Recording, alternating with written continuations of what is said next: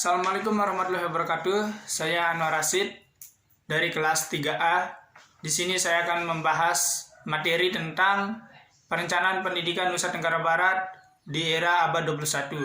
Secara spesifik, saya akan membahas tentang pelaksanaan perencanaan pendidikan Nusa Tenggara Barat saat ini. Di zaman modern ini, Indonesia sebagai negara yang berkembang memiliki tantangan yang tidak mudah dalam mengembangkan sistem pendidikannya. Terlebih, Indonesia memiliki banyak sekali permasalahan dan hambatan yang menghambat laju atau peningkatan sistem dan mutu pendidikan di Indonesia.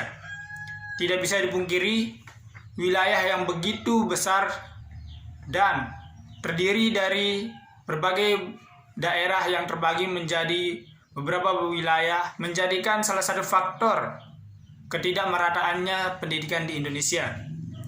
Oleh karena itu, salah satu langkah yang diambil dengan memberikan otonomi kepada masing-masing daerah untuk menjalankan sistem pendidikan di daerahnya sesuai dengan karakteristik dan kondisi daerahnya masing-masing. Namun dengan catatan harus tetap selaras dengan kebijakan dan arah pendidikan yang ditetapkan oleh pemerintah pusat. Di NTB sendiri, Pemda membuat sebuah kebijakan, ada rencana pendidikan dengan semboyannya di NTB ini adalah NTB Gemilang. Nah, di dalam dunia pendidikan disebut dengan Gemilang Pendidikan. Di Gemilang Pendidikan ini ada beberapa program unggulan yang dirancangkan oleh Pemda NTB. Antaranya adalah program 1000 Cendekia, kemudian literasi digital dan rumah bahasa yang termuat dalam Rancangan Pembangunan Jangka Menengah Daerah NTB tahun 2019-2023. Tentu saja tujuan utamanya yaitu meningkatkan mutu dan daya saing dan mencerdaskan kehidupan bangsa sesuai dengan cita-cita bangsa Indonesia yang. Kemudian dalam hal IPM, Provinsi NTB masih dalam kategori menengah menurut data dalam analisis kinerja pendidikan NTB tahun 2016. Kemudian kinerja pendidikan di Provinsi NTB sendiri, yaitu ada yang disebut dengan M2, adalah mewujudkan akses yang meluas, merata, dan berkeadilan. Kemudian M3 adalah mewujudkan pembelajaran yang bermutu pada Renstrap Kemendikbud 2015-2019. Adanya program pemberian dana BOS kepada sekolah-sekolah dan pemberian bantuan BSM kepada peserta didik yang dinilai kurang mampu. Namun di samping itu, ada beberapa permasalahan atau pertanyaan yang timbul di dalam kebijakan yang diambil oleh pemerintah NTB. Yang pertama, apakah program unggulan Pemda NTB sudah berjalan dan baik? Kemudian yang kedua, apakah tujuan pendidikan NTB sudah tercapai? Nah, dalam pembahasannya kita bahas untuk permasalahan yang dua tadi.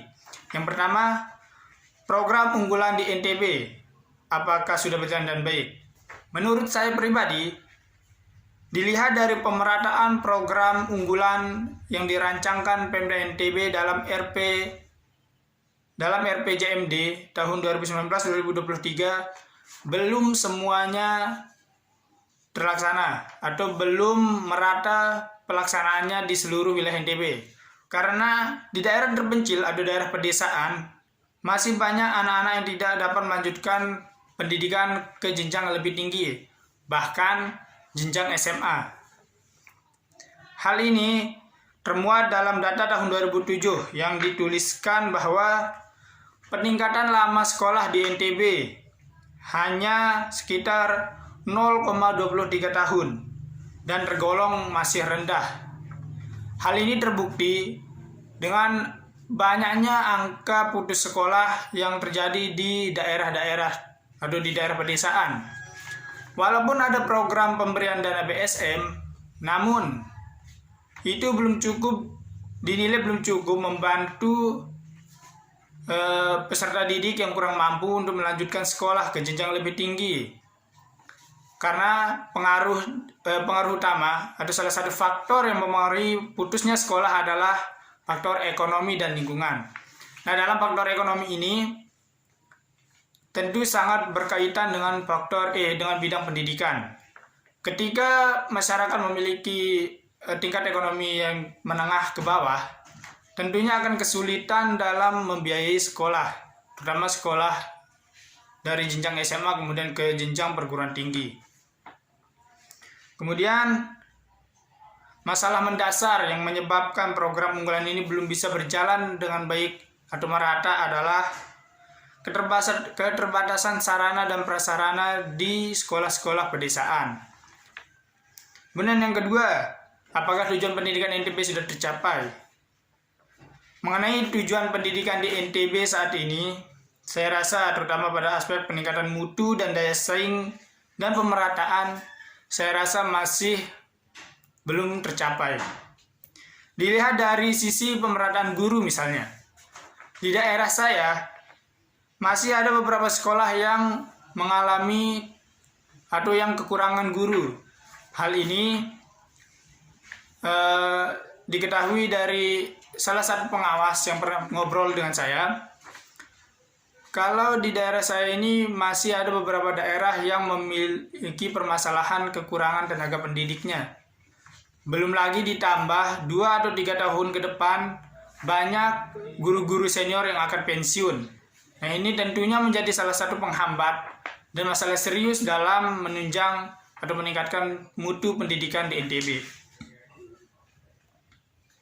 Kemudian, karena adanya kekurangan guru ini, maka pembelajaran di sekolah tidak akan berjalan dan sempurna. Karena bagaimana kita bisa meningkatkan mutu dan daya saing kita, sedangkan tenaga pendidik kita saja tidak ada. Kemudian yang menjadi penghambat dalam peningkatan mutu dan daya saing pendidikan adalah minimnya sarana dan prasarana. Seperti yang saya katakan tadi, sarana dan prasarana ini sangat penting dalam meningkatkan mutu dan daya saing pendidikan. Semakin baik sarana dan prasarana, maka semakin baik pula peningkatan atau daya saing suatu sekolah. Karena ketika sarana dan prasarana sudah terpenuhi, maka guru memiliki alat atau memiliki sebuah media untuk mengajar, dan siswa juga memiliki tempat untuk menyalurkan keterampilannya jika sarana dan prasarananya terpenuhi. Nah, simpulan yang dapat kita ambil dari 2 permasalahan ini adalah program yang dirancang oleh Pemda NTB, khususnya di bidang pendidikan ini sudah sangat baik. Yang menjadi PR-nya adalah pelaksanaannya, yang belum maksimal. Masih terjadi kesenjangan antara sekolah di desa dan sekolah di perkotaan. Entah itu dari segi sarana dan prasarananya, maupun tenaga pendidiknya. Jika kesenjangan ini masih terus terjadi, maka komitmen ataupun tujuan pendidikan di NTB tidak akan bisa tercapai. Karena kesenjangan ini tentunya akan berpengaruh terhadap peningkatan aspek mutu dan daya saing pendidikan. Untuk menjalankan program pendidikan gemilang ini, perlu adanya keseriusan dari pemerintah daerah untuk memperhatikan kesenjangan-kesenjangan ataupun permasalahan yang terjadi, tidak hanya berpatokan di sekolah di perkotaan, tapi harus melihat permasalahan-permasalahan yang dialami di sekolah pedesaan juga. Mungkin hanya ini yang dapat saya sampaikan. Selebihnya mohon maaf dan terima kasih. Assalamualaikum warahmatullahi wabarakatuh.